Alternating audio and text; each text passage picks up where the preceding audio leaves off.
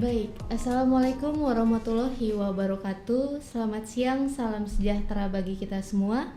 Om Swastiastu, Namo Buddhaya, salam kebajikan. Bersama saya Angelin, terima kasih atas kesediaan Bapak Ibu yang sudah bergabung pada acara Ruang Inovasi hari ini. Dan kita selama 1 jam ke depan akan membahas mengenai cloud teknologi. Acara hari ini dihadiri oleh para IT Head yang berasal dari berbagai bidang usaha. Di sini sudah ada dari bidang perbankan, ada juga dari multi finance, kesehatan, logistik, dan lain sebagainya. Dan sebelum acara kita mulai, kepada seluruh peserta, saya mohon maaf sebelumnya karena kita akan melakukan mute kepada seluruh peserta selama nanti waktu presentasi dari pembicara kita. Hal ini agar supaya kita bersama dapat mendengar pembahasan dengan baik. Dan nanti setelah waktu presentasi, kita juga akan ada sesi Q&A, sesi tanya jawab seputar cloud teknologi. Dan Bapak Ibu dipersilahkan bertanya perihal cloud teknologi dengan cara mengetik pada kolom chat yang ada di Zoom ini. Berikutnya pada kesempatan ini juga kita akan kedatangan Bapak William sebagai Account Manager Teknologi at INS yang akan memberikan special offering khusus untuk Bapak Ibu yang ingin mencoba implementasi cloud teknologi. Jadi setelah mengikuti acara ini, Bapak Ibu tidak hanya mendapatkan ilmu, tapi juga berkesempatan untuk langsung mencoba menggunakan cloud teknologi. Langsung saja kita mulai acara kita. Pembicara kita siang hari ini adalah seorang expert IT yang memulai karir sebagai iOS developer. Beliau juga berpengalaman menjadi IT Infrastructure Advisor di berbagai perusahaan pembiayaan di Indonesia. Beliau juga seorang Certified Cyber Security dan juga Certified Cloud Technology. Dan sebagai pembicara di acara-acara seminar online maupun offline lainnya. Langsung saja kita kenalan, Pak Ali. Iya. Bapak Ali, apa kabar Pak? Luar biasa baik. Luar biasa baik Iya. ya Pak ya. Ini kesehatan aman ya Pak ya? Aman terkendali. Aman terkendali, oke. Nah Pak Ali, langsung saja kita mulai pembahasan kita hari ini. Hari ini kita akan membahas seputar cloud teknologi. Iya. Jadi sebelum kita kupas lebih dalam, boleh Pak Ali di-share mengenai introduction terlebih dahulu Pak, mengenai cloud teknologi itu sebenarnya teknologi yang secanggih apa Pak? Oke, terima kasih Bu Angel. Terima Iya. kasih untuk waktu yang diberikan supaya kami bisa men-sharingkan pengetahuan mengenai cloud teknologi supaya kita nggak ketinggalan zaman gitu kira-kira. Betul Pak. Itu. Serba Oke. cloud, serba online ini ya Pak ya? Iya, sekarang serba online semuanya. Oke, saya sharingkan layar saya dulu.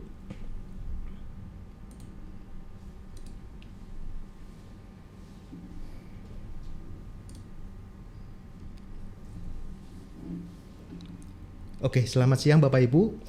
Terima kasih Bu Angel untuk waktu yang sudah diberikan. Saya akan sedikit men-sharingkan mengenai apa yang dimaksud dengan cloud technology. Terlebih untuk kondisi saat ini, semakin berkembangnya teknologi ini dan semakin kita membutuhkan teknologi, terutama untuk kondisi pada saat pandemi saat ini. Pertama-tama sebelum saya masuk lebih dalam, saya ingin sedikit membahas yang dimaksud dengan industri. Ya, di industri kalau di dalam IT layanannya industri itu namanya services. Services 1.0 yang berkembang di zaman dulu, di zaman era masih serba manual. Kemudian berkembang kembali menjadi layanan services 2.0 di mana segala sesuatunya menjadi serba efisien. Dan berkembang lagi menjadi layanan service 3.0. Segala sesuatunya menjadi self service dan disinilah cloud teknologi mulai diperkenalkan.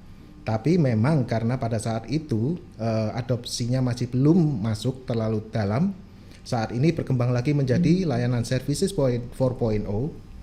Ya, services 4.0 ini adalah layanan yang dimana kita harus bisa mengcover kebutuhan customer yang selalu berubah setiap saat. Ya, mungkin kalau banyak dengar istilah zaman now ini customer maunya itu aneh-aneh, maunya macem-macem gitu ya. Sedikit-sedikit berubah, sedikit-sedikit berubah. Nah, saat ini tantangan dari industri kita, tantangan untuk company, bagaimana caranya supaya bisa adaptif terhadap kondisi seperti ini. Jadi company harus selalu bisa berubah mengikuti perkembangan ini. Tapi tantangan yang terbesar bagaimana dengan IT infrastrukturnya gitu.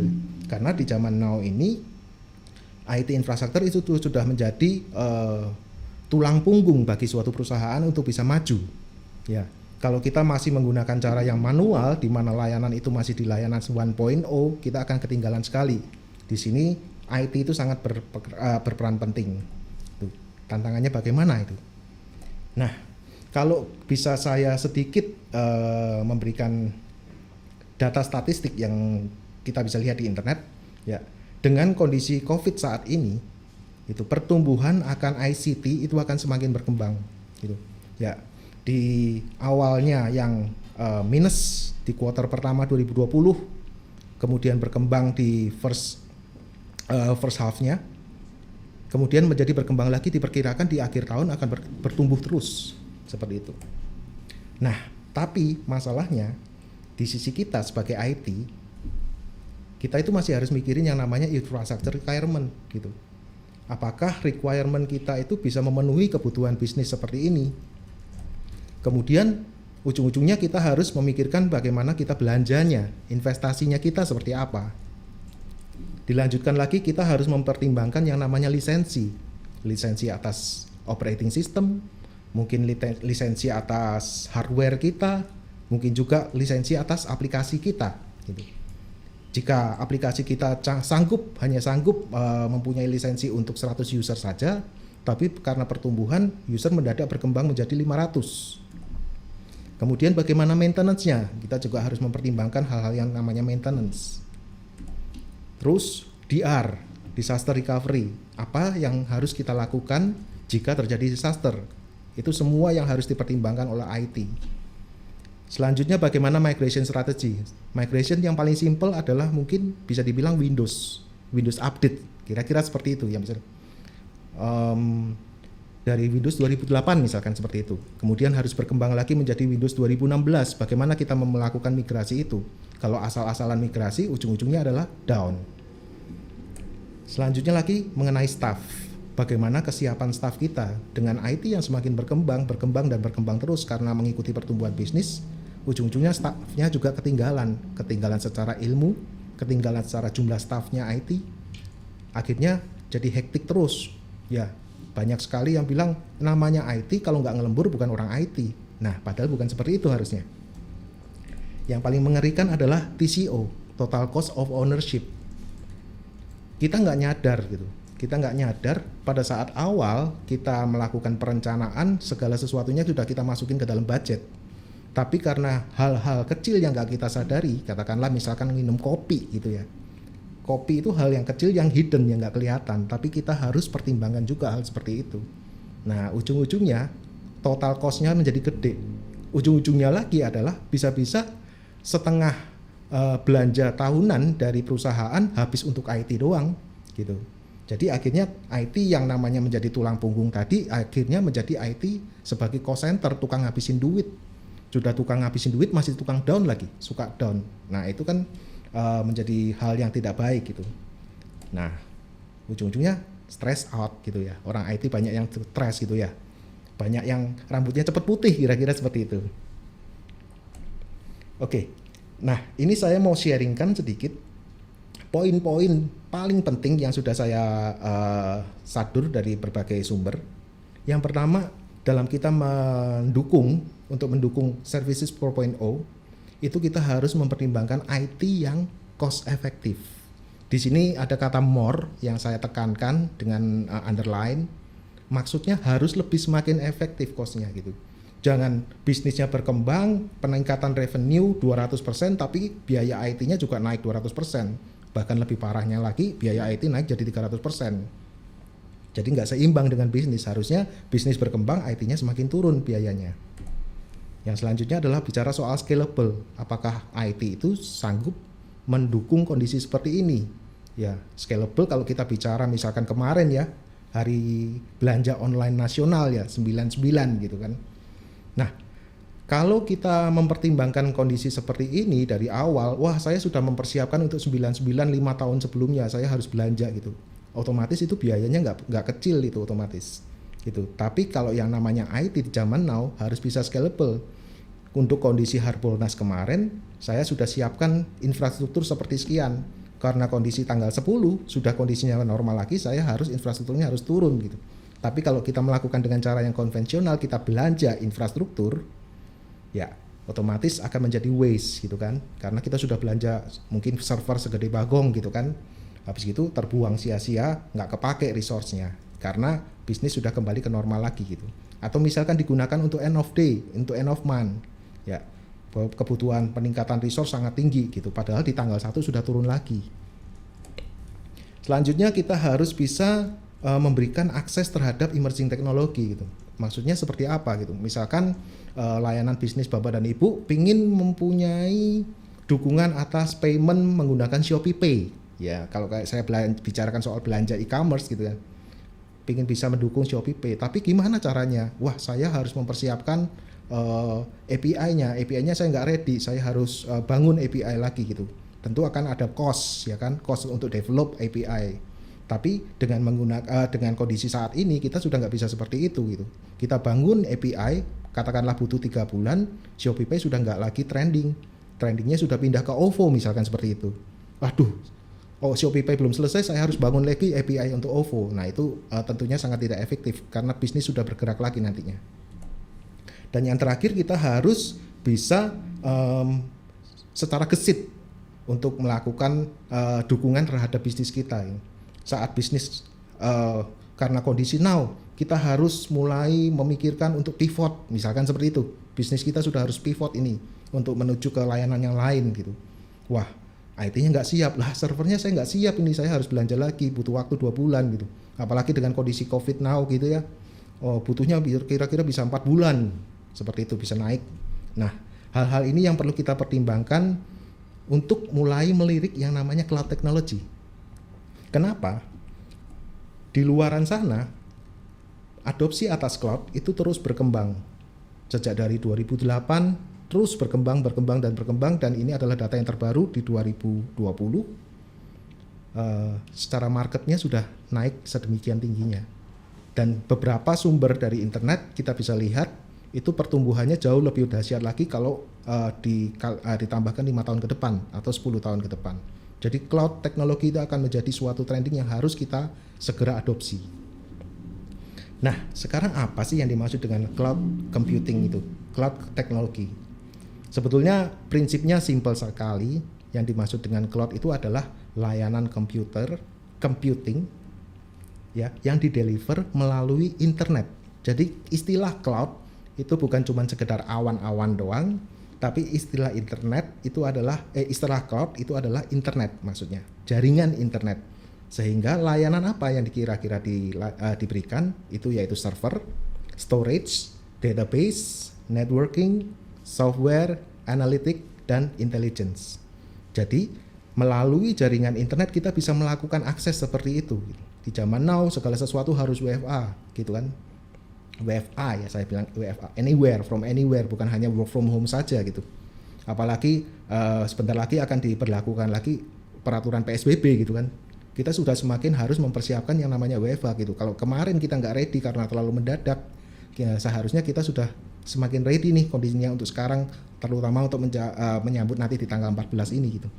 Nah, inilah fungsi utama dari layanan cloud, sehingga kita bisa benar-benar melakukan akses terhadap infrastruktur kita from anywhere tanpa harus pusing gimana saya membuka koneksi ke HO saya, gimana saya dari HO saya membuka koneksi ke cabang dan lain-lain sebagainya. Nah, apa sih benefit dari cloud itu sendiri? Benefit yang pertama adalah cost. Ya. Tujuan utama dari cloud computing adalah untuk effective cost, efficient cost. Jadi kita benar-benar membutuhkan layanan katakanlah 2 core server, ya kita bayarnya 2 core. Bukan kita membutuhkan 2 core server karena kita planning untuk 5 tahun ke depan, akhirnya saya belinya 100 core. Karena saya berpikiran 5 tahun ke depan bisnis saya akan menjadi semakin bertumbuh gitu. Padahal belum tentu gitu. Bisa jadi bisnis itu bertumbuh lebih dari yang sudah kita prediksikan. Jadi bisa jadi sudah belanja untuk kebutuhan 5 tahun, ternyata masih tetap nggak cukup, akhirnya belanja lagi. Jadi seolah-olah sia-sia apa yang sudah kita rencanakan saat ini untuk 5 tahun ke depan. Tapi layanan cloud ini adalah sendiri luar biasanya, kita benar-benar bayar sesuai yang kita mau. Yang kedua, speed. Apa yang dimaksud dengan speed adalah speed of delivery. Ya, dengan menggunakan layanan cloud, otomatis yang diharapkan dari kita, ya ini memang tujuan utama dari cloud computing, supaya delivery itu juga lebih cepat. Gitu. Misalkan suatu bisnis membutuhkan, saya butuh dua server, masing-masing 2 core, RAM-nya 4 GB, katakanlah seperti itu. Ya kalau perlu dalam 5 menit sudah ready semuanya. Speed of delivery-nya harus tinggi. Dan yang selanjutnya adalah bicara soal scaling. Ya, di key untuk mendukung services 4.0 scalable gitu kan. Nah, ini indahnya dari cloud, kita bisa melakukan scaling dengan sesuka hati kita. Benar-benar sesuai kebutuhannya kita. Saat Harbolnas, saya naikkan server dengan spek 10 kali lipat. Setelah selesai Harbolnas, saya kembalikan kondisi seperti semula. Demikian juga untuk kebutuhan end of day. Untuk end of day saya membutuhkan upgrade server 5 kali lipat, tapi hanya 2 jam saja karena proses end of day saya cuma 2 jam. Ya Anda hanya cukup membayar 5 kali lipat spek tadi hanya untuk 2 jam saja, setelah itu kembali ke posisi semula. Demikian juga untuk end of month dan end of year. Dan selanjutnya untuk bicara productivity. Nah, kalau speed of delivery yang tadinya biasanya kita untuk menyediakan server butuh 2 bulan, ya, untuk menyediakan aplikasinya butuh mungkin sekian bulan kita. Tapi dengan menggunakan teknologi cloud, karena speed of delivery-nya juga semakin tinggi, otomatis kita banyak waktu yang kita bisa hemat. Dengan banyak waktu yang kita bisa hemat, kita bisa manfaatkan manpower kita untuk kebutuhan yang lain. Dengan demikian, productivity otomatis akan meningkat. Dan selanjutnya bicara soal performance. Yang dimaksud dengan performance adalah kecepatan computing misalkan seperti itu. Atau kecepatan infrastrukturnya kita. Kalau kita menggunakan layanan secara konvensional, segala sesuatunya terbatas oleh budget. Segala sesuatunya terbatas oleh kemampuan teknologi yang bisa kita beli. Ya, karena di Indonesia cuma ada CPU dengan kecepatan 2 GHz, katakanlah seperti itu.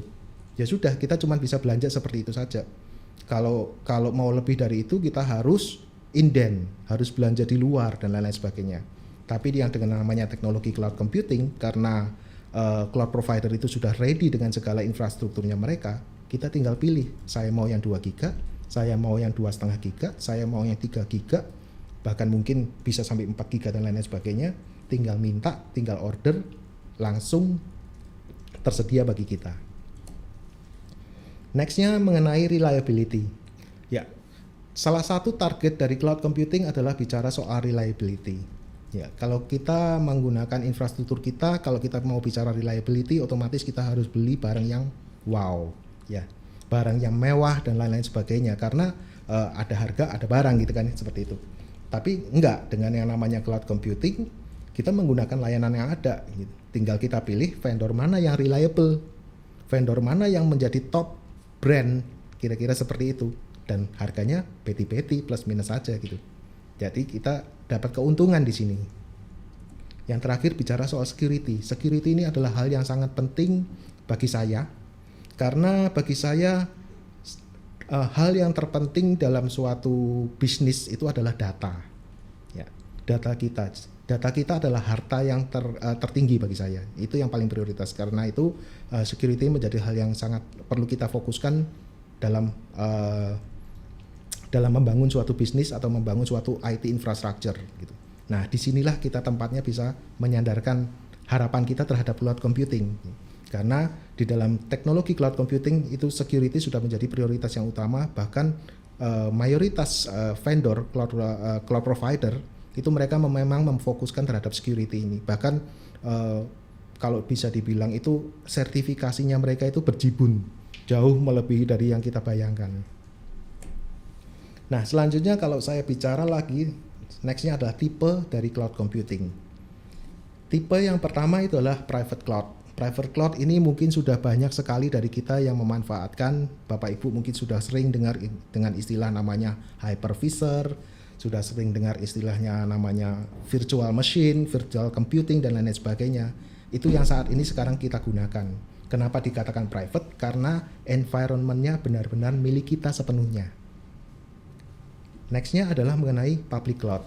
Kalau public cloud, apa yang membedakan? Public cloud adalah disediakan oleh provider. Provider menyediakan infrastruktur tersebut, kemudian sharing resource dan bisa dipakai oleh kita bersama. Sehingga biaya infrastruktur itu seolah-olah patungan, kira-kira seperti itu. Jadi ini hal yang mulai menjadi trending karena terutama mungkin untuk startup. Ya, mereka demen banget dengan yang namanya public cloud. Karena untuk public cloud ini startup sudah nggak perlu lagi pusing mikirin biaya-biaya yang terlalu besar. Nextnya adalah hybrid cloud. Nah, bedanya dari private dan public cloud, hybrid cloud ini adalah perpaduan antara dua-duanya. Gitu. Kita bisa memecah layanan kita, aplikasi A saya taruh di private, aplikasi B saya taruh di public. Gitu. Karena aplikasi B bukan merupakan hal yang penting bagi saya, yang datanya nggak perlu terlalu saya pertimbangkan bagaimana gitu keamanannya, kira-kira seperti itu. Nah, hybrid cloud ini adalah untuk membantu kita sehingga kita sudah nggak perlu lagi terlalu pusing memikirkan infrastruktur terhadap semua aplikasi yang akan kita gunakan. Misalkan Bapak dan Ibu punya aplikasi untuk website yang hanya cuman menampilkan data yang kita anggap tidak terlalu penting, ya kita bisa letakkan di public cloud. Dengan demikian kita bisa bagi bebannya, kita bisa bagi biayanya. Tantangan kita adalah melakukan placement decision gitu, mana yang harus ditaruh di cloud, public, mana yang harus ditaruh di private. Tantangan kita adalah seperti itu. Kemudian bicara lagi soal cloud services. Ada 4 jenis cloud services. Di layar saya ini tertampil 3 layanan. Dan yang nanti ada layanan lagi yang terbaru yang merupakan perpaduannya. Ya, pertama kita bicara soal SaaS. Ya, kita sering panggilnya dengan SaaS. Contoh dari SaaS itu yang paling simpel ya, kalau kita Bapak Ibu pernah pakai yang namanya Instagram, pernah pakai yang namanya Netflix dan lain-lain sebagainya, itu adalah SaaS. Kita bayar, kita gunakan layanan itu tanpa perlu pusing security-nya seperti apa ya. Tanpa perlu lagi networkingnya seperti apa, servernya seperti apa, segala sesuatunya bisa tersedia dengan sangat baik. Ya, kita tinggal pokoknya bayar, saya terima layanan dan saya nikmati. Nah, nextnya adalah PaaS, Platform as a Service. Contoh dari Platform as a Service itu adalah misalkan database. Ya, Bapak Ibu mungkin saya nggak mau lagi lah pusing dengan belanja license-nya database gitu. Apalagi servernya, apalagi perlu mikirin yang namanya IOPS dan lain-lain sebagainya. Ya, ini bisa kita gunakan layanan yang ada di cloud gitu, karena database itu sendiri disewakan. Database tersebut disewakan, tinggal kita mau menentukan saya mau berapa besar datanya, 1 tera, 2 tera, kita hanya bayar sesuai dengan apa yang kita gunakan saja gitu. Selanjutnya adalah bicara lagi soal operating system. Operating system juga termasuk dalam layanan platform as a service. Nah, dengan layanan operating system ini, Bapak Ibu sudah nggak usah pusing lagi. Misalkan menggunakan Windows Server, katakanlah seperti itu. Windows Server atau Linux atau apapun juga. Gimana cara nge-patch-nya ya, gimana dan lain-lain sebagainya, gimana dengan security-nya. Kita bisa serahkan kepada cloud provider. Kita tinggal gunakan saja OS-nya ini, kita tinggal install sesuai kemauannya kita. Dan yang terakhir adalah Infrastructure as a Service, IaaS. Ya. Ini adalah ya mungkin paling gampang ini paling gampang VM gitu. Kita sewa VM, kita sewa server. Saya mau server 2 core, memorinya 4 GB, harddisknya 100 GB. Sudah selesai, tinggal disewa begitu saja, kita gunakan dan kita bisa utilize server tersebut. Nah, selanjutnya adalah yang paling menarik mengenai serverless computing. Ini yang semakin berkembang belakangan. Serverless computing mungkin bisa juga sering Bapak Ibu dengar dengan istilah functional computing, atau bisa juga dengan mendengar istilah lagi adalah perpaduan antara SaaS dan PaaS gitu. Kadang-kadang ada yang disebut dengan istilah API as a service, atau istilah lagi ada yang lainnya nanti function apa as a service, atau identity as a service dan lain-lain sebagainya. Banyak tipe-tipenya. Intinya adalah pada dasarnya functional, sesuai fungsi yang kita mau gitu. Salah satu contoh yang paling real mungkin Bapak Ibu bisa gunakan adalah API as a service. Ya. Kita saat membutuhkan API, kita sudah nggak perlu lagi pikirin yang namanya database-nya API seperti apa ya, nanti storage-nya seperti apa ya, nanti networking-nya seperti apa, security-nya seperti apa, semuanya sudah nggak perlu kita pikirkan. Tugas kita cukup membangun aplikasi, dan aplikasi saya connect ke API ini, supaya aplikasi saya bisa terintegrasi dengan aplikasi yang lain. Ya, tinggal gunakan saja layanan di cloud tanpa perlu pusing, lain-lain sebagainya. Cukup dari kita sebagai IT praktisi langsung fokus saja, saya mau bangun aplikasinya seperti ini gitu. Ada layanan lagi mungkin low code computing ya, low code programming ya. Low code programming ya, pokoknya saya tinggal klik bikin bisnis modelnya seperti apa, jadi ya itu yang sekarang sudah semakin trending. Oke, demikian Bu Angel yang sudah bisa saya sharingkan terkait sedikit intro ya, kira-kira ya, intro, karena cloud ini sangat luas dan luar biasa luasnya. Ini mungkin bisa memberikan sedikit pencerahan atau mengingatkan kembali kepada Bapak Ibu yang sudah umum dengan mendengarkan istilah cloud computing ini. Oke, Pak Ali. Nah, jadi ternyata di sini cloud teknologi itu sangat canggih ya, Pak ya. Benar jadi sekali. ada private, ada hybrid, lalu juga ada yang public. Itu kita bisa menyesuaikan dengan kebutuhan masing-masing ya, Pak ya. Iya. Lalu tadi juga disebutkan ada pilihan juga, ada SaaS, PaaS, dan IaaS. Iya. Nah, siang ini karena kedatangan tamu dari pihak-pihak yang belum termasuk klien dari Adins. Jadi di sini Bapak Ibu yang baru pertama kali mengenal Adins atau PT Adicipta Inovasi Teknologi, di sini Adins sebagai independent software vendor. Jadi sesuai dengan namanya, independent software vendor di Indonesia yang sudah 20 tahun berkarya. Jadi kita perusahaan IT, dan Adins juga mempunyai produk-produk unggulan. Di antaranya ada core system untuk multi finance, lalu kita juga punya mobile solution, lalu kita juga punya document management service, dan salah satunya yang paling canggih layanan cloud teknologi, sehingga kita mempresentasikan hari ini. Untuk Pak Ali, jadi tadi setelah kita mendengar mengenai introduction dari cloud teknologi, karena di sini perusahaan-perusahaan yang hadir juga dari berbagai bidang, tidak hanya dari perusahaan IT saja.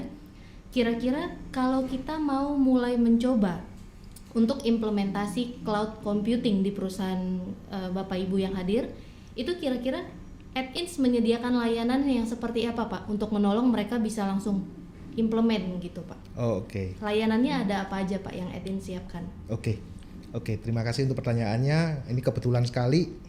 Ya, karena kita lagi bicara soal cloud, nah kali ini saya akan memperkenalkan layanan kami yang juga, saya sharekin. Iya.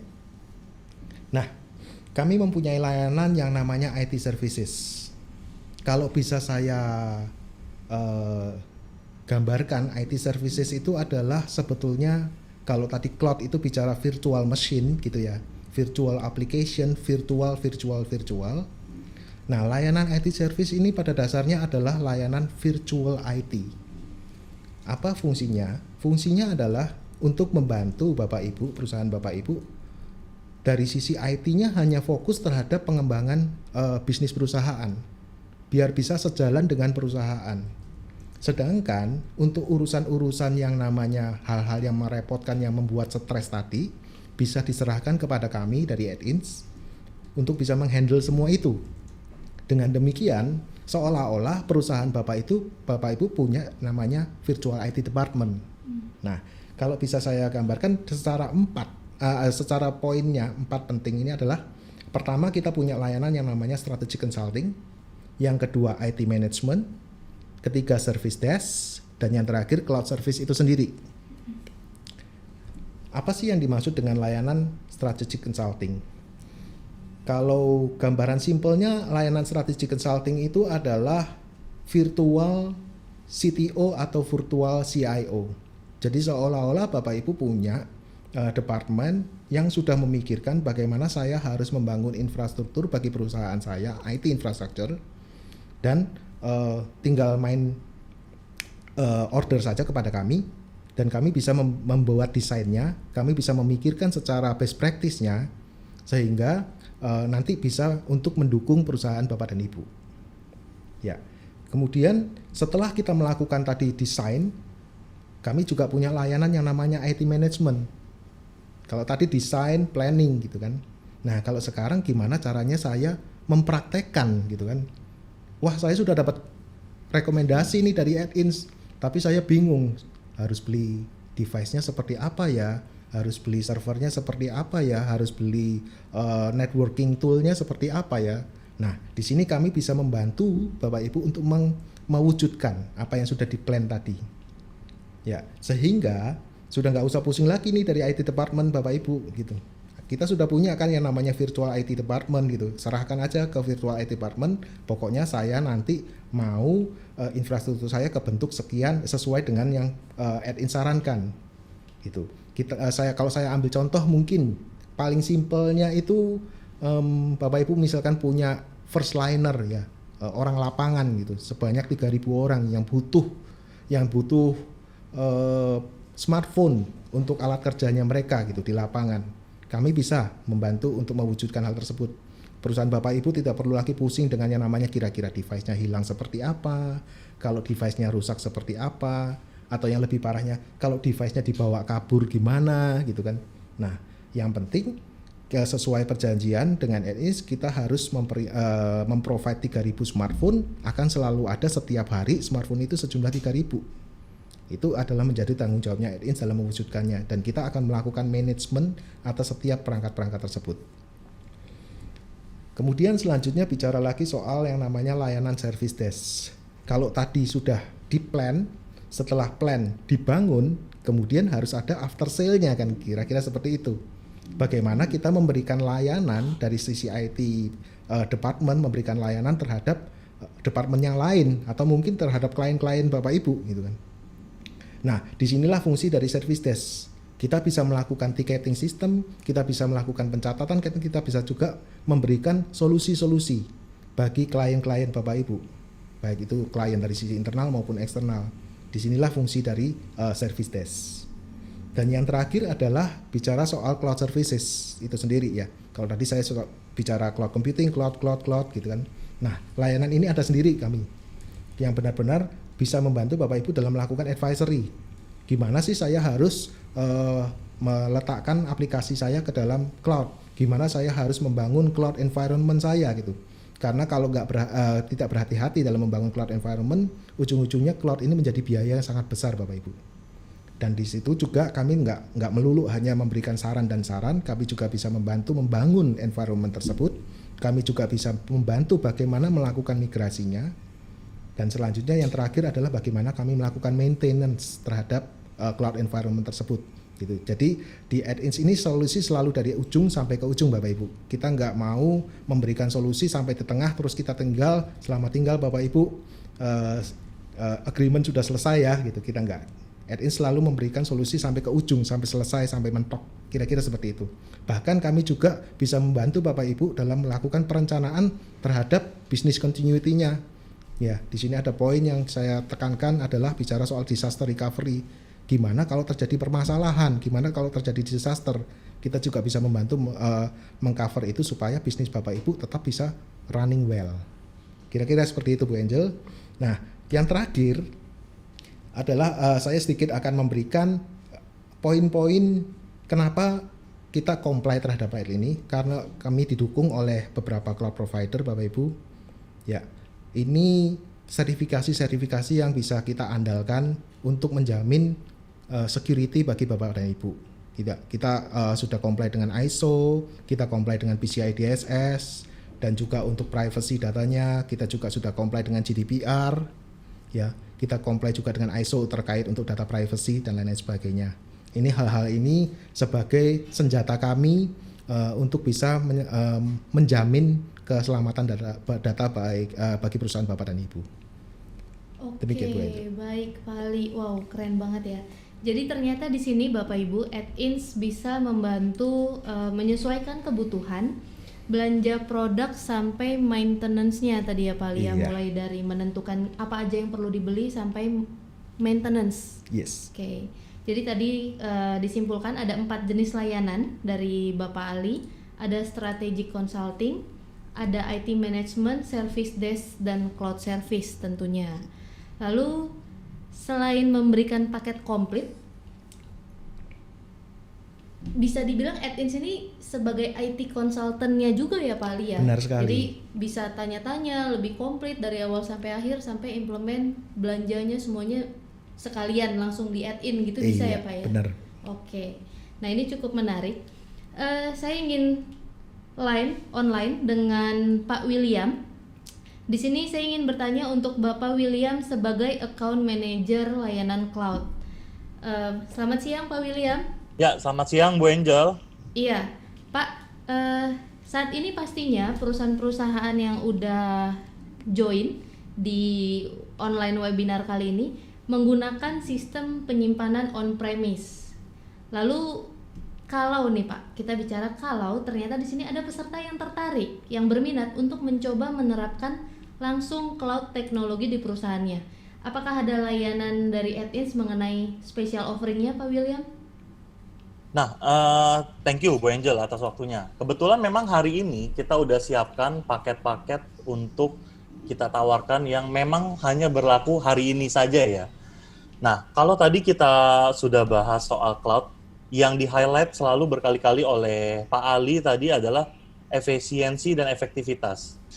Nah, tetapi kalau kita ngomong efisiensi dan efektivitas, hal yang pertama kita butuhkan adalah tentunya adalah assessment di awal yang betul-betul baik. Di mana untuk mencapai hal itu, kita butuh dukungan dari tenaga profesional dalam hal ini yang akan dibantu oleh tim At-ins. Maka dari itu, At-ins pada dasarnya menyediakan paket untuk assessment IT infrastructure, mulai dari assessment topologi, analisis dan desain untuk kebutuhan cloud, dan yang terakhir ini biasanya yang paling krusial adalah rekomendasi untuk plan migrasinya itu sendiri. Di mana paket ini biasanya kita tawarkan dengan harga 25 juta rupiah, dan untuk kali ini kita akan tambahkan bonus dari partner kita, yaitu Alibaba Cloud sebagai salah satu partner cloud dari At-ins akan menambahkan paket sebesar 300 US dollar dalam bentuk voucher. Sehingga tadi yang sudah dimention Pak Ali ya, setelah kita assessment tentunya Bapak akan butuh untuk belanja. Nah, kita sediakan juga Pak untuk belanjanya itu voucher senilai 300 USD yang bisa dipakai nanti untuk implementasi di Alibaba Cloud.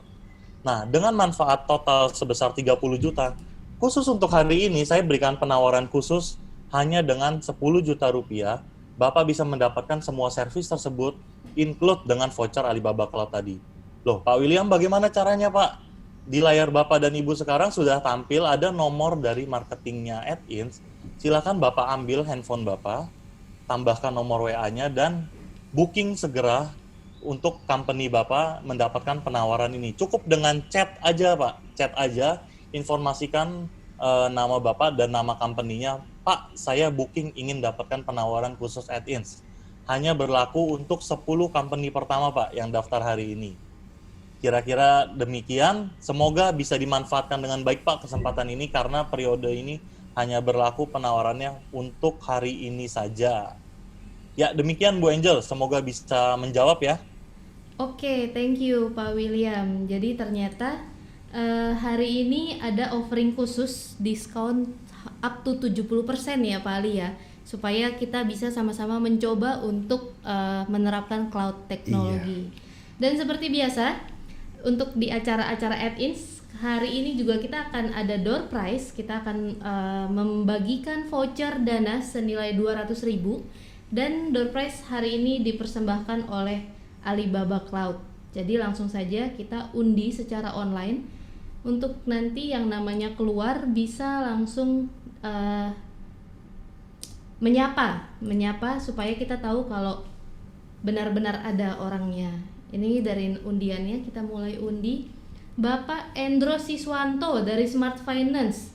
Apakah ada Pak Endro? Pak Endro Siswanto ada. Oke, baik. Selamat ya Bapak untuk voucher dananya. Nanti setelah ini akan dihubungin langsung oleh panitia kita Pak Endro. Iya, terima kasih Pak Endro. Nah, untuk Bapak Ibu yang lain, kita masih akan ada voucher lagi, voucher dana Rp200.000 dari Alibaba, dan akan kita undi setelah Q&A. Jadi pastikan Bapak Ibu tetap stay tune di acara online kita. Kita kembali ke Pak Ali. Nah, Pak Ali, setelah tadi mengenai cloud teknologi kita sudah berkenalan, lalu juga kita sudah tahu cara implementasinya, bisa dibantu juga oleh Edins, bahkan diberikan juga offering 70% diskon khusus hari ini. Kira-kira ketika kita mau mulai implementasi Pak, apa aja hal-hal yang perlu diperhatikan oleh para IT head untuk oke deh kita coba cloud teknologi, itu apa Pak Ali? Oke. Banyak poin-poin penting yang harus kita perhatikan, bukan hanya pada saat kita akan memulai mengadopsi teknologi cloud, tapi pada saat kita juga melakukan maintenance terhadap teknologi tersebut. Ya, tabiat kita biasanya kalau suka belanja sesuatu tuh demen banget gitu, tapi miaranya ogah banget gitu kan. Semangat di awal ya Pak. Semangatnya cuma di awal doang. Yeah. Nah, ini beberapa poin-poin penting yang akan saya sharingkan. Semoga bisa membantu Bapak dan Ibu dalam melakukan maintenance terhadap cloud environment Bapak dan Ibu. Ya, apa sih hal-hal penting yang perlu dilakukan untuk melakukan manajemen? Yang pertama adalah bicara soal security. Sekali lagi security saya tekankan di sini adalah security merupakan hal yang sangat penting bagi keselamatan data kita. Nah, tapi di sini yang saya maksud dengan security itu bukan hanya melulu bicara dari security dari cloud provider saja, tapi kita juga harus bicara soal security dari sisi kita sendiri. Saya akan bahas lebih dalam lagi untuk slide selanjutnya untuk security. Kemudian bicara soal backup. Wah, kok masih ada mikirin backup lagi? Kan saya sudah pakai cloud environment ya, di mana di sana sudah dijanjikan, katakanlah kalau di Alibaba storage-nya sudah direplikasi 3. Ya, 3-tier replication gitu, 3 kali lipat replikasinya. Kenapa saya harus nge-backup sendiri gitu kan? Nah, backup itu penting bagi kita terhadap apa yang menjadi data bagi kita, ya, menjadi konten bagi kita, gitu. Sedangkan cloud provider mereka melakukan backup terhadap apa yang menjadi data bagi mereka. Data mereka adalah layanan cloud mereka, environment mereka akan melakukan backup dan menyelamatkannya gitu, berusaha menyelamatkannya. Tapi cloud provider tidak bertanggung jawab terhadap data Bapak dan Ibu. Maksudnya apa? Bukan tidak bertanggung jawab seperti lepas tangan seperti itu, tapi yang dimaksud dengan tanggung jawab itu adalah cloud provider tidak punya hak untuk menentukan apakah data tersebut korup atau tidak, apakah data tersebut broken atau enggak, dan ataupun apapun juga terhadap keselamatan data tersebut. Sehingga kita juga perlu secara swadaya untuk menyelamatkan data tersebut gitu. Otomatis dengan melakukan backup. Nah, backup yang dilakukan bisa melalui cloud backup gitu, atau bisa melalui on-prem gitu. Jadi Bapak Ibu bisa membackup data tersebut di on-prem Bapak Ibu untuk menyelamatkannya jika suatu saat terjadi masalah dengan data tersebut. Jadi bukan environment-nya, kalau saya tekankan sekali lagi.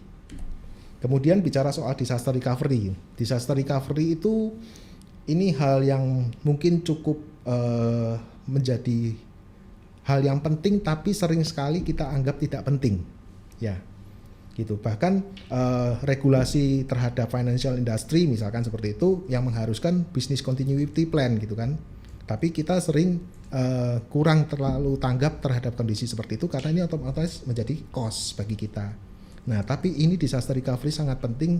Gambarannya kalau saya ambil contoh misalkan mobil kita, kenapa sih kok mobil kita gitu kita asuransikan bahkan sampai total loss, bahkan sampai all risk seperti itu kira-kiranya. Ya, tujuannya adalah supaya kita mau mobil kita selalu aman, mobil kita selalu kondisi bagus, tahu-tahu siapa tahu nanti kalau kecurian mobilnya, kira-kira seperti itu.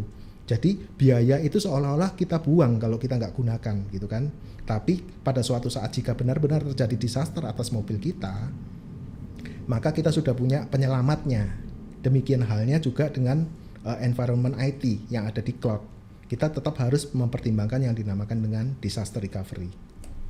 Yang selanjutnya adalah bicara soal cost allocation. Ya, di awal saya sudah pernah mention yang namanya cost itu menjadi hal yang penting dalam menyambut 4.0.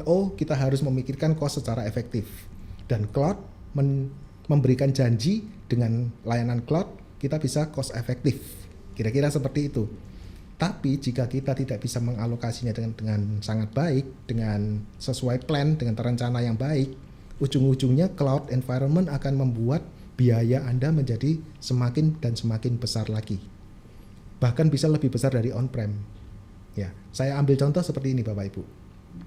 Di dalam layanan cloud, storage itu berbayar kan otomatis ya. Katakanlah kita sewa 1 tera. Padahal Bapak Ibu punya data cuma 200 giga. Kalau kita di on-prem kita nggak terlalu pusing. Karena kita beli hard disk 1 tera, data 200 ya udah nggak apa-apa, sisanya kan buat cadangan gitu kan ya. Tapi kalau di layanan cloud 1 tera akan tetap bayar 1 tera Bapak Ibu. Jadi kalau kita cuma utilize 20% yaitu 200 giga saja, ya yang benar adalah tetap sewanya 200 saja, nggak usah 1 tera. Loh nanti kalau kurang gimana? Tinggal klik and drag gitu kan, kira-kira kalau di cloud itu kan keindahannya seperti itu.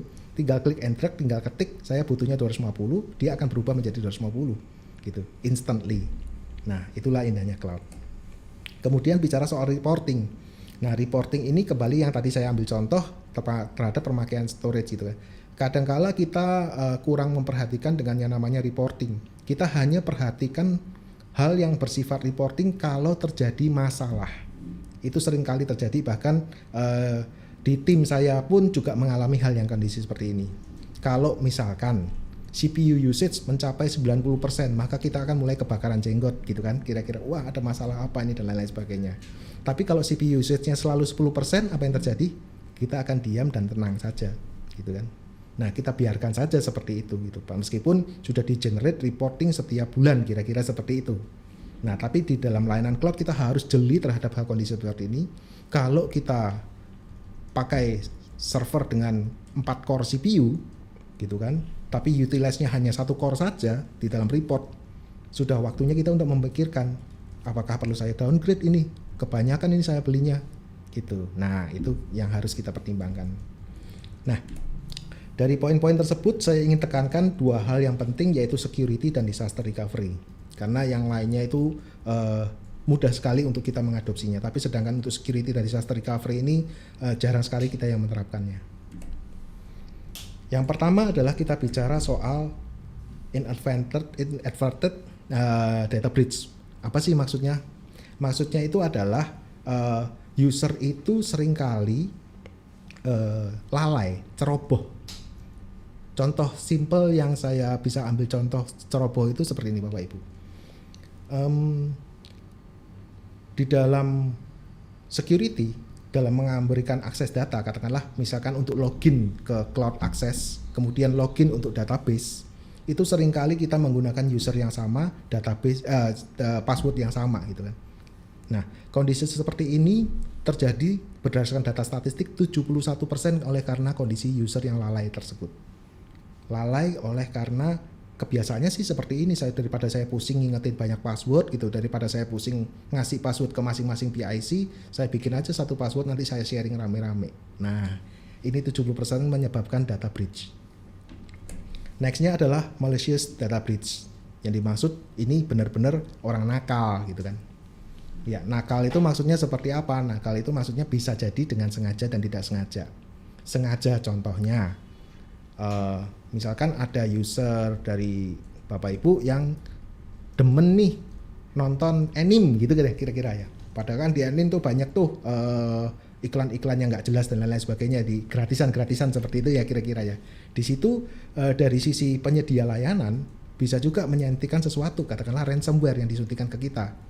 Apalagi menggunakan email kantor dipakai untuk mendaftar kondisi hal-hal seperti itu, daftar ke anime, daftar ke torrent, daftar ke mana-mana dan lain-lain sebagainya ya. Bahkan server dipakai untuk torrent gitu kan, kira-kira seperti itu. Nah, disitulah kebocoran data itu bisa terjadi, dan itu angkanya nggak kecil, 61% berdasarkan survei yang dilakukan itu oleh karena kondisi seperti itu gitu. Kita dengan sengaja melakukan sesuatu tapi kita nggak sadar kalau di dalam situ itu ada aplikasi yang berbahaya. Nextnya lagi adalah kalau tadi sudah orang lalai, kemudian orang sengaja, kalau sekarang ini adalah orang nakal gitu, bandel. Sudah dikasih peraturan tapi tetap aja membandel gitu kan.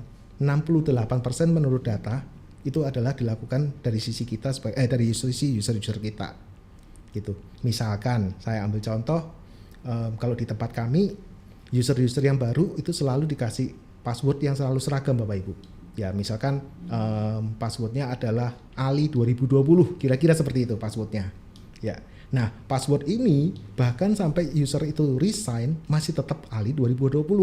Dan lebih parahnya lagi, usernya dia itu dipakai emailnya dipakai untuk daftar ke sana ke sini gitu kan, dengan passwordnya Ali 2020 gitu kan. Nah katakanlah dia daftarkan ke Tokopedia gitu kan ya, yang kemarin Tokopedia sempat data leak gitu kan. Kebongkarlah dia passwordnya Ali 2020 dan akhirnya dicoba untuk login ke AdIns gitu dengan password, kebukalah semuanya data yang ada di AdIns. Hal kayak gini kira-kira kelihatannya sepele, tapi ini 68% membuat data breach.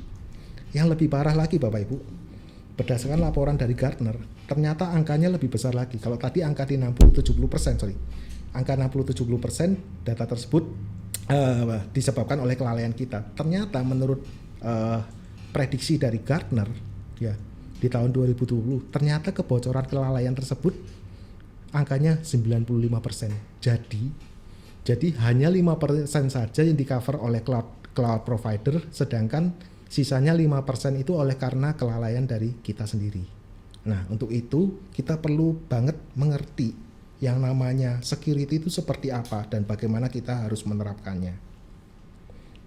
Kalau saya gambarkan security itu, mungkin bagi Bapak Ibu sudah sering lihat ini ya, ini Bawang Bombay gitu ya. Bawang Bombay, ya security itu nggak beda jauh dengan Bawang Bombay gitu. Level pertama adalah kalau bicara namanya physical security. Physical security ya simpelnya adalah keamanan gedung, ya, keamanan ruang data center dan lain-lain sebagainya. Itu semuanya merupakan salah satu bagian dari security gitu. Jadi yang namanya security satpam di data center itu bukan cuma satpam doang, tapi benar-benar security atas data kita gitu. Selanjutnya adalah network security. Ya. Network security ya berarti secara jaringan bagaimana kita menyelamatkan jaringan tersebut. Nah, nextnya adalah prevent. Bagaimana kita melakukan prevent atas data kita gitu. Jadi tindakan yang preventif ya salah satu contohnya adalah password tadi. Password dilakukan dengan benar. Jangan passwordnya Ali 2020 gitu. Nama saya sendiri, tahunnya tahun 2020, jelas banget gitu kan. Gitu.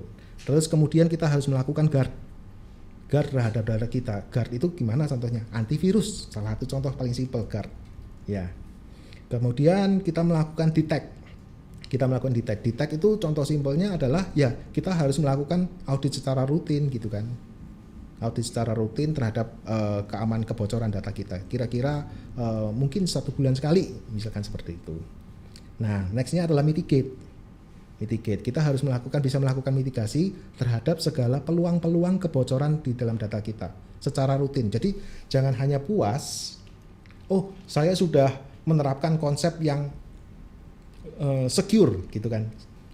Belum tentu. Karena apa? Karena yang namanya maling sama polisi itu kan selalu kejar-kejaran gitu kan ya. Maling nanti nemuin cara baru, polisi nutup. Maling nemuin cara baru, nutup gitu. Kita juga sama di dalam dunia IT, malingnya sudah nemu cara baru, kita tutup, nanti dia akan nyari cara baru lagi. Jadi kita harus selalu rajin melakukan mitigasi terhadap kondisi tersebut.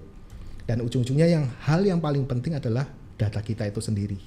Gitu. Jadi usahakan kita sudah melakukan prosedur dari 1, 2, 3, 4, 5, 6 itu untuk menyelamatkan yang paling dalam bagian dari Bawang Bombay yang paling dalam paling lemah ini, kira-kira seperti itu, yaitu data kita sendiri. Nah, oke. Apa istimewanya layanan tersebut? Sebetulnya kalau untuk yang di bagian orange ini Bapak Ibu bisa pasrahkan kepada yang namanya layanan cloud gitu. Jadi sehingga kita kita cukup bertanggung jawab terhadap poin-poin yang ada di warna biru. Dan yang paling penting adalah terhadap data kita yang di warna hijau ini saja. Oke. Selanjutnya adalah mengenai konsep-konsep dari security. Ya, konsepnya itu adalah pertama confidentiality, selanjutnya integrity dan availability. Ini biasa dikenal kalau di dalam dunia security namanya CIA triad. Ya, kalau saya jelaskan secara lebih detail ini kayaknya bakalan habis 1 harian Bapak Ibu. Jadi saya pas aja ke poin-poin penting saja. Jadi confidential itu gampangannya adalah bagaimana kita menentukan otorisasi terhadap data akses. User sistem nggak boleh dong akses aplikasi nggak boleh dong akses database. Jadi kira-kiranya seperti itu, sesimpel itu. Kita benar-benar harus pisahkan ini dan benar-benar orang yang bertanggung jawab terpisah. Kemudian bicara soal integrity gitu. Ya ngapain kita kalau sudah pakai environment yang sudah canggih luar biasa tapi data kita nggak pernah di-encrypt, kita nggak pernah pakai digital certificate, kita nggak pernah melakukan hashing terhadap data kita, kira-kira seperti itu. Terus kita juga nggak pernah menerapkan intrusion detection system terhadap jaringan kita.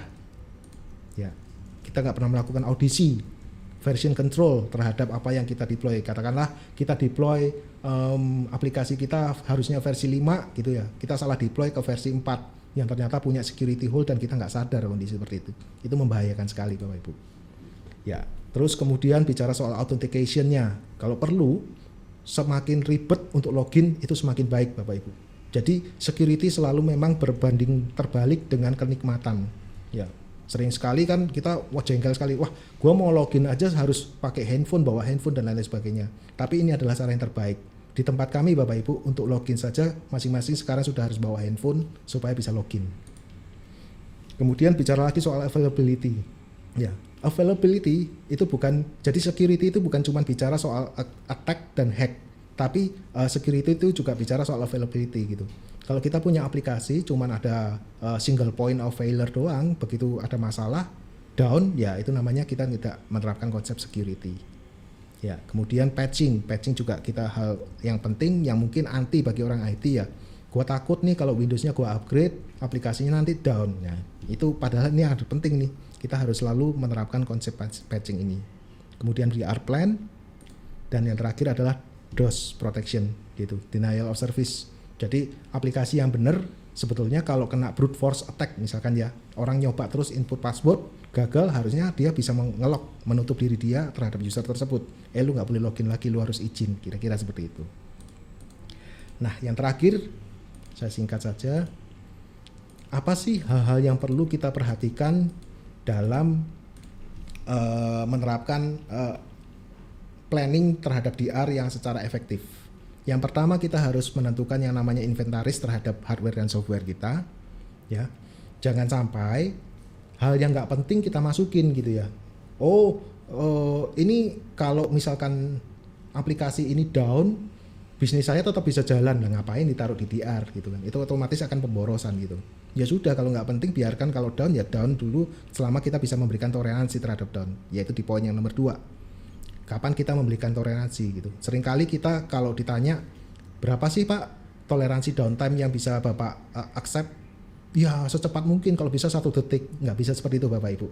Ya kalau dengan cara seperti itu otomatis biaya menjadi sangat besar. Padahal belum tentu data itu penting.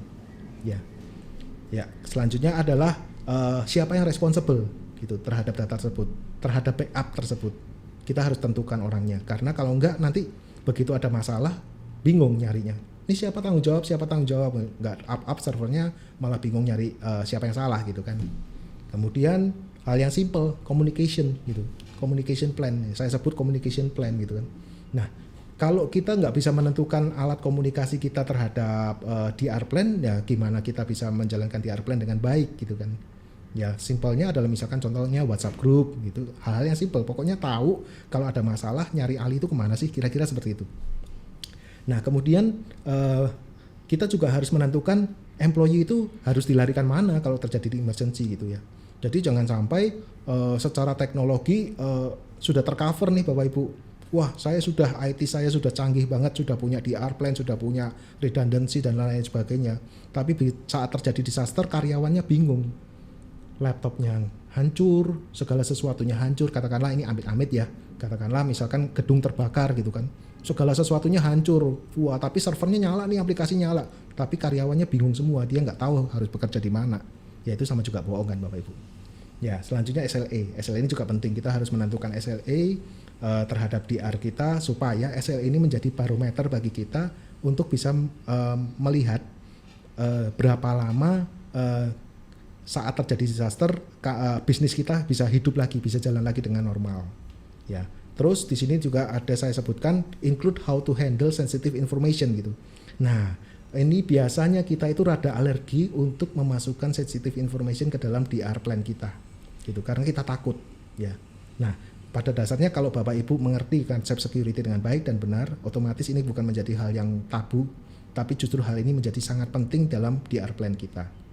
Yang terakhir, Bapak Ibu, yang paling penting adalah terkait testing, ya. Segala sesuatu kalau sudah kita plan tapi nggak pernah kita testing, ya sama juga bohong Bapak Ibu. Jadi testing ini merupakan hal yang penting, ya at least setahun minimal 2 kali lah, kira-kira seperti itu. Nah, disitulah layanan kami untuk bisa membantu Bapak dan Ibu untuk bisa mengcovernya. Kira-kira, saya butuh masukan dong, seperti apa, harusnya seperti apa, kami siap untuk bisa membantu seperti itu Bapak Ibu. Demikian Bu Angel. Oke, wow. Jadi ternyata benefit penggunaan cloud teknologi ini untuk security bagus ya Pak ya, canggih ya Pak ya. Jadi tadi disebutkan ada physical dan network security juga. Ini 2 keamanan yang bisa kita alihkan, yang tadinya tanggung jawab kita pasrahkan ke cloud provider. Jadi mengurangi tanggung jawab dari IT head sendiri ya Pak ya, sebenarnya ya. Lalu juga tadi ada benefit mengenai cost allocation, hingga ini yang disebut berulang-ulang itu disaster recovery center atau dengan istilah DRC.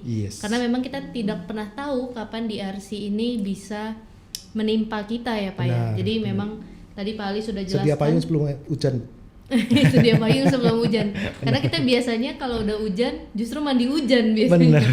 Nah, jadi memang di sini kita harus fokus sama layanan DRC. Jadi karena kita fokus ke layanan DRC, saya mau coba tanya lagi dengan Bapak William selaku account manager dari Cloud Technology at-ins.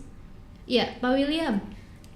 Tadi kita mendengar dari Pak Ali mengenai DRC, mengenai Disaster Recovery Center sendiri. Ya, betul. Apakah ada special offering juga Pak, seperti yang paket pertama tadi Pak? Ya, tentu saja Bu Angel. Hari ini karena kita juga kedatangan tamu dari existing kliennya at-ins, di mana memang kalau saya lihat tadi dari presentasinya Pak Ali juga, sharing and caring-nya juga, memang DRC ini justru penting sekali, terutama untuk core system ya terutama. Nah, di mana memang at-ins sendiri kan memang penyedia core system untuk multi finance. Nah, sebelum masuk ke paket yang DRC, saya akan coba mengingatkan kembali nih. Tadi barusan marketing info ke saya bahwa slot untuk mendapatkan penawaran 10 juta untuk paket assessment IT infrastructure itu tinggal untuk 3 company lagi. Jadi ayo Bapak Ibu sekalian yang belum mendaftarkan perusahaannya bisa langsung WA ke nomor yang tercantum supaya bisa mendapatkan promo ini, dan cuman berlaku sampai hari ini saja Pak. Berarti sampai jam 12 malam nanti kalau Bapak masih WA ya kita masih admit, tapi once udah berganti hari kita sudah tidak valid lagi untuk promonya. Nah, kembali lagi untuk ke solusi yang DRC, jadi nanti kita sudah sediakan nih penawaran khusus untuk klien Convince yang hadir pada hari ini untuk implementasi DRC dengan partner kita juga, salah satunya itu di Alibaba Cloud. Package-nya itu mulai dari initial fee-nya itu 710 juta. Ini harga regulernya Bu. Dan untuk biaya monthly-nya itu kita kenakan 60 juta untuk setiap bulannya. Namun khusus untuk hari ini kita membuka sale mega sale, di mana sebesar initial fee-nya cukup membayar 10 juta rupiah saja, dan untuk biaya monthly-nya cukup sebesar 29 juta rupiah. Dengan cara yang sama, silakan booking company Bapak dan Ibu sekalian melalui WA ke tim marketing kami. Kali ini hanya terbuka untuk 3 company saja. Jadi hanya untuk 3 company. Sampai dengan hari ini jam 12 malam Bapak booking untuk mendapatkan penawaran spesial ini. Yuk mari Bapak Ibu sekalian manfaatkan kesempatan ini, terutama untuk di masa-masa PSBB ini yang kita sadari juga kemarin baru diinfokan kembali kan, kita akan memasuki masa PSBB per tanggal 14 September. Rasanya memang solusi cloud ini mau tidak mau Pak, kita akan sama-sama terjun bersama Pak. Perbedaannya hanyalah mana yang terjun beserta dengan parasut yang sudah siap, atau mana yang terjun bebas Pak untuk menghadapi tantangan bisnis ke depannya. Harapannya ya at-ins dengan klien existing kami maupun dengan tamu yang hadir pada hari ini, ya kita bisa terjun dengan parasut sama-sama Pak, sehingga kita bisa safe landing bareng-bareng nanti di tahun depan. Mungkin seperti itu Bu Angel, penawaran dari saya untuk hari ini. Terima kasih Bu Angel. Baik Pak William, jadi luar biasa ya setelah kita hari ini ada sharing mengenai ilmu, mengenai cloud teknologi, AdIns juga memberikan special offering bahkan sampai mega sale mengenai layanan untuk cloud teknologi sendiri. Jadi di sini Bapak Ibu bisa langsung mencoba menggunakan teknologi dari cloud itu sendiri. Nah, sekarang kita masuk ke bagian yang ditunggu-tunggu Pak sebelum kita Q&A. Untuk Bapak Ibu di sini yang mau bertanya bisa langsung ditanyakan ke kita melalui kolom chat. Sambil menunggu pertanyaan, kita coba untuk mulai menggunakan layanan door prize lagi. Jadi kita masih akan ada satu door prize lagi untuk voucher dana senilai 200.000. Ini persembahan dari Alibaba Cloud. Dari Alibaba Cloud kita akan mulai untuk online. Kita lihat siapa yang akan beruntung siang hari ini.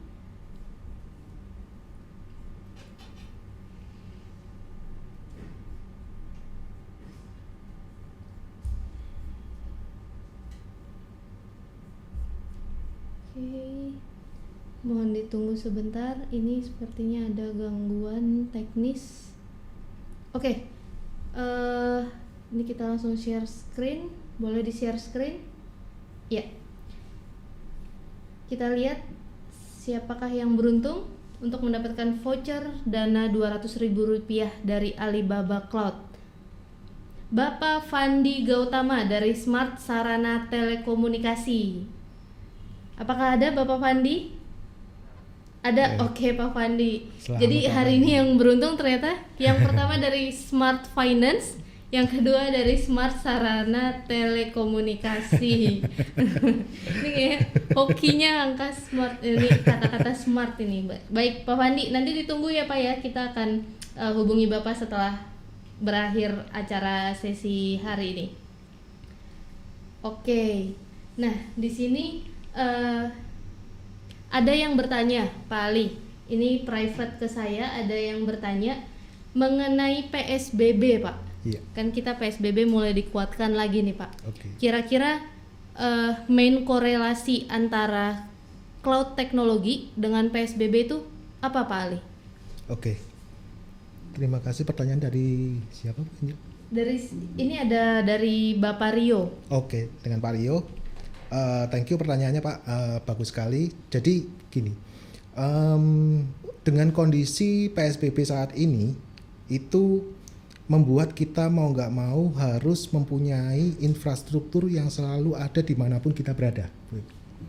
Ya, karena dengan kondisi seperti ini bisa gampangnya kalau saya bicarakan ini adalah lockdown. Kita harus semuanya mengunci diri kita di rumah masing-masing, kira-kira seperti itu kan.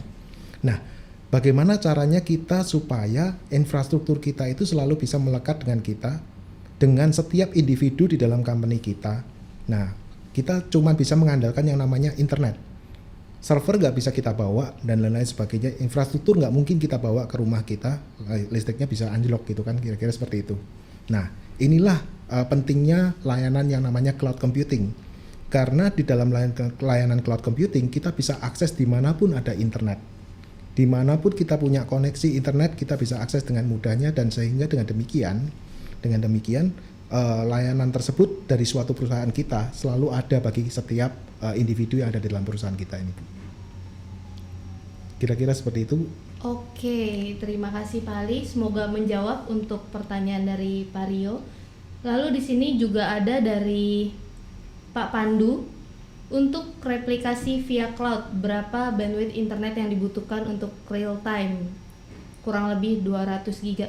Mungkin Pak Pandu boleh langsung ditanyakan karena ini ada angkanya ini, Pak. Oke. Pak Pandu dari BRI Finance. Silakan Pak Pandu. Boleh di-unmute Pak Pandu? Maaf Pak Ali, maaf Pak William, saya lagi meeting yang lain, ini selingkuh soalnya. Oke, Oke, siap Pak. Kita jawab online Kita aja langsung kalau jawab gitu, aja, Pak, ya. Kita lanjut online. Oke. Ya, oke. Gimana Pak Ali? Jadi Ini. kira-kira dengan besaran data 200 giga gitu. Yang pertama yang harus kita ukur itu pertama adalah delta Pak Pandu gitu. Jadi setelah kita mengetahui delta baru kita bisa mengukur yang namanya besarnya bandwidth. Karena meskipun real time nggak mungkin 200 giga itu selalu real time Pak Pandu gitu. Katakanlah misalkan delta data itu besarnya adalah 10 mega gitu kan. 10 mega ya kita bisa asumsikan untuk kondisi real time berarti per second ya, kira-kira per second replikasinya anggap aja sekitar 40 mega. Ya, kita bisa asumsikan seperti itu. Jadi kunci utama yang harus dihitung adalah delta. Setelah kita tahu delta baru kita bisa tentukan besaran bandwidth-nya gitu. Kira-kira seperti itu. Jadi kalau untuk saya jawab secara rinci besar angkanya itu karena kita membutuhkan kalkulasi secara terinci. Jadi tapi kalau dengan delta yang sebesar 10 megabyte itu kira-kira membutuhkan besaran bandwidth sekitar 40 megabit. Oke, nah itu tadi perhitungannya mengenai cloud teknologi untuk ke aplikasinya ya Pak ya, mengenai aplikasinya. Oke. Nah, itu juga tadi ada beberapa juga yang cukup concern mengenai info perhitungan load server. Jadi nanti untuk yang pertanyaan yang sama, kalau misalnya ada yang masih ingin ditanyakan, bisa langsung bertanya melalui WhatsApp yang 085959008500. Nah, ini kita beralih selain tadi dari PSBB dan mengenai perhitungan load, ada juga pertanyaan dari Pak Wanggarata dari MPM Finance. Apakah penerapan DRC on cloud untuk perusahaan multi-finance di Indonesia sejalan dengan regulasi OJK dan regulasi lainnya yang berlaku? Pak Wangga bisa bergabung Pak untuk langsung ditanyakan? Ya, selamat sore. Selamat sore Pak Wangga. Ya, ini kan kebetulan kita lagi concern untuk lagi mau penerapan DRC. Jadi kan kemarin di MPM kan lagi baru sudah ganti core system ke R2 ya barusan ya. Oh, oke, Pak. Nah, ini kan kebetulan kita lagi concern untuk establish DRC-nya. Nah, ini kan jadi satu opsi yang menarik nih kalau DRC kita untuk yang R2 ini bisa on cloud. Nah, cuma kan yang jadi pertanyaan regulasi dengan OJK-nya itu kesesuaiannya itu seperti apa, Pak? Seperti yang kita tahu kan datanya perbankan, data keuangan seperti data nasabah kita itu kan nggak bisa sembarangan kita taruh begitu aja kan gitu ya? Iya benar. Oke, ya saya coba jawab ya. Terima kasih Pak Wangga. Jadi begini Pak, terkait regulasi untuk data center, yang pertama yang harus kita aware itu adalah lokasi dari data center tersebut Pak. Gitu. Jadi selama data center tersebut masih berada di Indonesia, maka Bapak sudah comply. Ya. Kemudian selama data center tersebut bisa Bapak lakukan audit, misalkan dari pihak OJK bisa melakukan audit, itu juga sudah comply Pak. Kira-kira seperti itu Pak. Jadi nggak ada yang perlu dikhawatirkan Pak. Tantangan kita adalah cukup mencari cloud provider mana yang benar-benar data centernya itu ada di Indonesia, dan secara kita sendiri tanpa melalui OJK kita juga bisa mengaudit Pak. Kira-kira seperti itu Pak. Apakah sudah cukup Pak? Nah, bagaimana dengan cloud yang di-provide oleh Add-ins? Ya. Seperti apa? Ya, kebetulan gini Pak. Kebetulan banget Pak. Ya, jadi kami memang sengaja hanya bekerja sama dengan cloud provider yang bisa kami audit Pak. Gitu. Jadi kami hanya memilih partner yang data centernya sudah benar-benar terbukti ada di Indonesia Pak. Seperti itu Pak.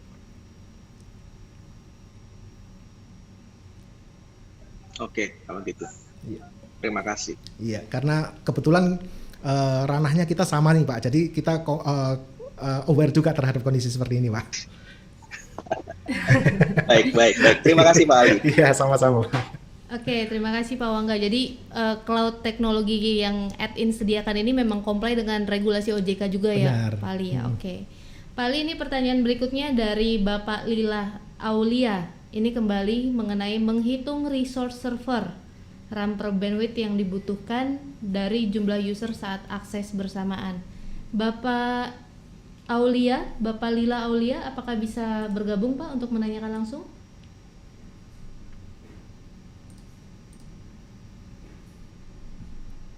Oh, Bapak Lila Aulia ini terkendala dengan speaker sepertinya, Pak Ali. Jadi tidak ada logo speakernya. Oke. Boleh langsung dibantu Ya, langsung jawab saya aja, jawab Pak. aja ya, Bu. Boleh. Gitu. Jadi ini pertanyaan yang banyak sekali dari IT praktisi yang nggak sanggup menjawab.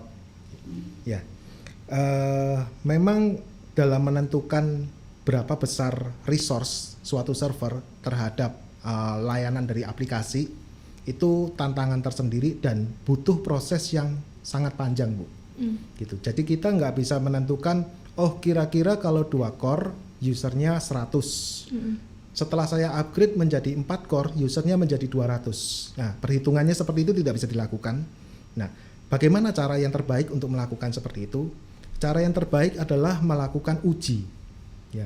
Jadi, uji itu sama dengan kalau saya ambil gambaran itu sama dengan Formula One gitu. Kalau Bapak dan Ibu suka nonton Formula One ya. Jadi, pada saat mereka melakukan uji terhadap wing ya dari suatu Formula One, pada saat wing digeser 1 derajat, apakah speed akan naik 10 km per hour, kira-kira seperti itu. Nah, ini juga sama. Jadi mereka melakukan uji secara berkala. Demikian juga dengan server resource, kita juga harus bisa melakukan uji secara berkala dengan tujuan untuk bisa menentukan rumus.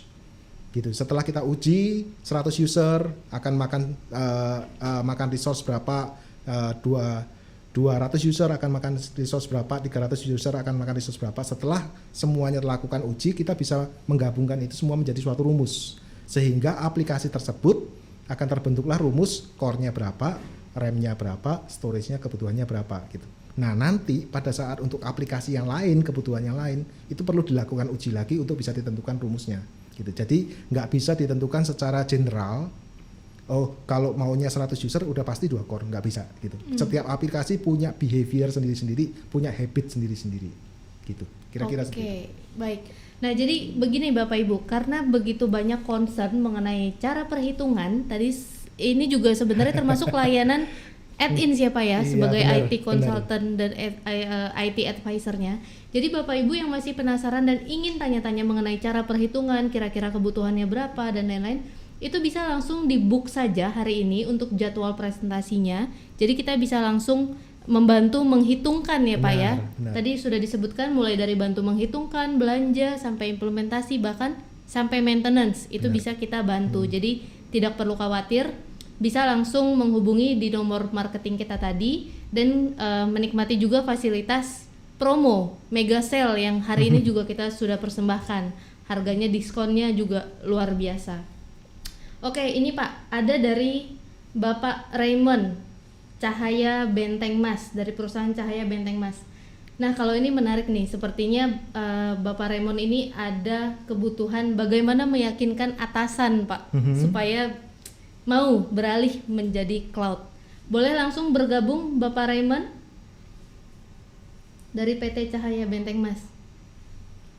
Ya. Selamat sore Pak Raymond. Ya, selamat sore, Pak. Ya, selamat sore. Ya, Iya. boleh Pak ditanyakan Pak? Ya, jadi tadi sih saya ada menanyakan gini ya, maksudnya apa ada tips gitu ya untuk gimana cara meyakinkan atasan nih, karena kan biasanya manajemen selalu melihatnya ke value ya. IT itu ibarat bagian yang buang duit nih, karena Bener, kan Pak. costnya Bener, Pak. lumayan tinggi untuk beli Suka sesuatu. bakar duit. Untuk beli sesuatu, barang-barangnya mahal-mahal, investasi mahal-mahal. Nah, terus kemudian, jadi kalau dihitung jangka panjang antara on-prem dengan cloud itu lebih baik, katanya lebih baik punya server sendiri dong on-prem. Lagian resource-nya juga punya. Jadi ngapain misalnya dengan 2 tahun itu sudah BEP kalau misalnya punya server sendiri dibandingkan cloud. Ada tips nggak Pak untuk mengarah ke situ gitu loh, how to meyakinkan gitu loh, bagaimana cara meyakinkan atasan gitu untuk hal itu. Oke, thank you Pak. Kalau secara tips, kalau dari saya pribadi ya Pak, kalau dari sebetulnya ini kan kalau bagaimana kita meyakinkan atasan itu adalah sebetulnya suatu art. Bagaimana cara kita merayu, ya anggap aja kayak kita merayu cewek gitulah kan, makanya gitu ya Pak ya. Ya itu ada artnya tersendiri. Demikian juga dengan atasan kita. Nah, cara yang paling sering saya gunakan ya Pak, termasuk dalam saya memberikan rayuan tersebut gitu kan terhadap atasan saya, yang paling simpel itu adalah kita memberikan data Pak, gitu. Contoh data itu seperti ini. Tadi kalau Bapak hitung jika 2 tahun akan tercapai BEP itu adalah baru dari level sisi server resource mungkin gitu ya Pak kira-kiranya.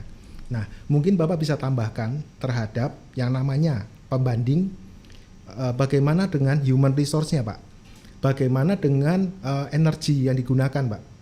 Energi jika suatu permasalahan kira-kira mungkin bisa digambarkan effort yang Bapak gunakan untuk melakukan maintenance terhadap server ini sebesar apa kira-kiranya seperti itu. Dan bagaimana juga energi yang digunakan oleh server tersebut dalam mengkonsum listrik PLN kira-kira seperti itu Pak. Nah terus kemudian hidden cost mungkin bisa juga Bapak keluarkan. Katakanlah hidden cost-nya ngurusin kabel Pak. Kabelnya bermasalah setahun sekali misalkan kira-kira seperti itu. Nah, seberapa besar biaya itu masukin aja semuanya, itu dijadikan sebagai bahan komparasi, Pak. Nah, menurut pengalaman kami, kalau saya hitung ya Pak ya, kalau saya kan tadi ada sebutkan di dalam presentasi ada yang namanya total cost of ownership, Pak. Ya. Tapi kalau secara barang itu memang akan tercapai BEP dalam waktu yang singkat. Sehingga ini kan sudah jadi barang milik kita. Tapi kita kalau kita hitung secara total cost of ownership sebetulnya biaya itu menjadi sangat besar Pak, yang nggak kelihatan di awal, kelihatannya setelah kita hitung-hitung di belakang. Nah dari situ kita bisa compare month per month, year to year-nya dengan pembanding secara harga cloud-nya, nanti akan kelihatan Pak. Nah saya sudah berdasarkan pengalaman beberapa kali menghitung Pak, biasanya itu selisihnya ada 30%-an Pak, kira-kira seperti itu. Dengan kunci ini Pak ya, dengan kunci perhitungan atas kebutuhan cloud-nya benar-benar presisi ya Pak ya. Jadi seperti yang sudah saya sebutkan tadi, jangan segala sesuatunya masuk ke cloud. Ada kalanya kita harus lakukan private cloud. Jangan segala sesuatunya masuk di dalam di public cloud. Bisa kita kombinasikan. Dengan tujuan kombinasi ini adalah untuk mencapai harga yang terbaik, pengeluaran expense yang terbaik. Kira-kira seperti itu. Ini kalau untuk bicara seperti ini mungkin perlu ada discussion session 2, session 3 dan selanjutnya nih Bu Angel. Ini karena akan panjang sekali. Betul. Karena ngerayu itu butuh ilmu. Merayu itu butuh waktu ya Pak. Betul sekali.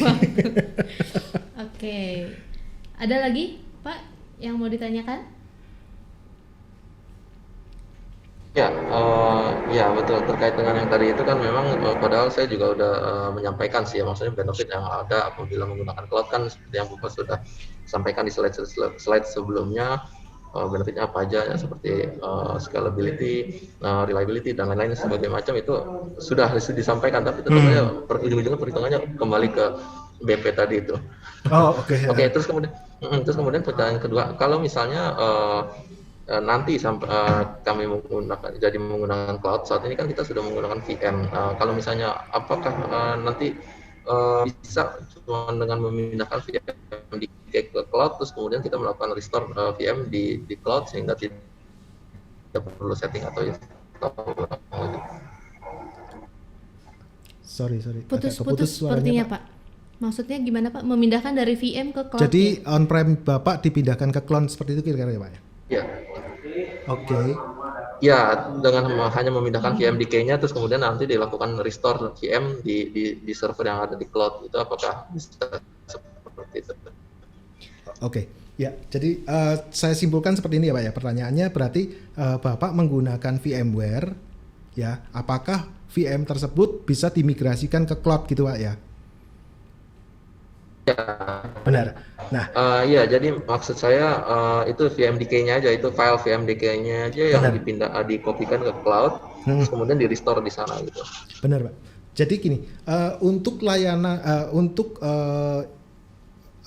private cloud, untuk private infrastructure Bapak yang menggunakan VMware, saat ini layanan itu bisa dilakukan secara seamless untuk migrasi ke cloud-nya Pak. gitu. Jadi di layanan cloud itu ada layanan untuk migrasi yang akan otomatis mengcopy VMDK dan menjadikan VM di cloud environment gitu. Jadi sudah nggak perlu lagi ada proses lain-lain sebagainya. Yang perlu kita lakukan hanyalah melakukan penyesuaian terhadap IP dan lain-lain sebagainya. Karena di cloud nanti akan terbentuk lagi suatu network kan yang sedikit berbeda dengan yang di on-prem kita. Berbedanya di situ. Nah, untuk mungkin kalau kebetulan sekali ini environment Bapak menggunakan VMware yang sudah full support. Yang menjadi tantangan adalah nanti environment yang hypervisornya menggunakan Windows misalkan, menggunakan Hyper-V. Itu akan menjadi tantangan tersendiri, tapi ada trik tertentu untuk bisa migrasi ke cloud. Terima kasih Pak. Ya, sama-sama. Oke, nah itu tadi pembahasan ya. Saya bingung nih antara perbincangan tapi juga kita ada membahas ya Pak ya. Jadi perbincangan dan pembahasan juga Q&A. Nah, di sini Bapak Ibu kembali saya informasikan kalau Bapak Ali dan Ad-ins terutama memberikan layanan mengenai konsultasi. Jadi seperti tadi Pak Ali sebutkan bahwa mengenai harga kita bisa menyesuaikan ya Pak. Jadi kita bantu hitungkan mana yang perlu di public, mana yang perlu di private, mana yang perlu di hybrid. Dan itu salah satu contoh untuk kita efisiensi cost ya Pak ya. Iya. Oke. Nah, mohon maaf untuk Bapak Ibu lainnya yang pertanyaannya masih belum sempat kita bahas di sini karena memang kita waktunya keterbatasan waktu. Ini sudah jam 15.30. Tapi nanti pertanyaan yang masuk akan saya replay ya Pak ya. Oke. Kita akan replay satu persatu. Nanti saya akan teruskan ke Bapak Ali dan Bapak Ali juga bisa bantu untuk menjawab pertanyaan satu persatu. Jadi untuk Bapak Ibu yang belum sempat masuk di kolom chat untuk bertanya, bisa langsung hubungin nomor dari marketing, ditanyakan apa saja yang mau ditanyakan supaya nanti kita bisa bantu lebih lanjut. Oke, itu saja. Tidak terasa sudah 1 jam kita melakukan pembahasan online ini dan saya berterima kasih untuk Bapak Ali yang sudah menyempatkan waktunya. Saya juga berterima kasih kepada Alibaba Cloud yang sudah mendukung acara ini, juga memberikan giveaway voucher dana senilai 200.000 untuk 2 orang pemenang dengan total Rp400.000. Dan terima kasih atas kehadiran Bapak Ibu yang senantiasa menemani dalam waktu yang cukup lama, 1,5 jam. Sampai jumpa di acara webinar kita selanjutnya. Saya Angelin Eka Putri dan seluruh kru yang bertugas pamit undur diri. Terima kasih. Terima kasih. Thank you, Pak Ali. Thank you.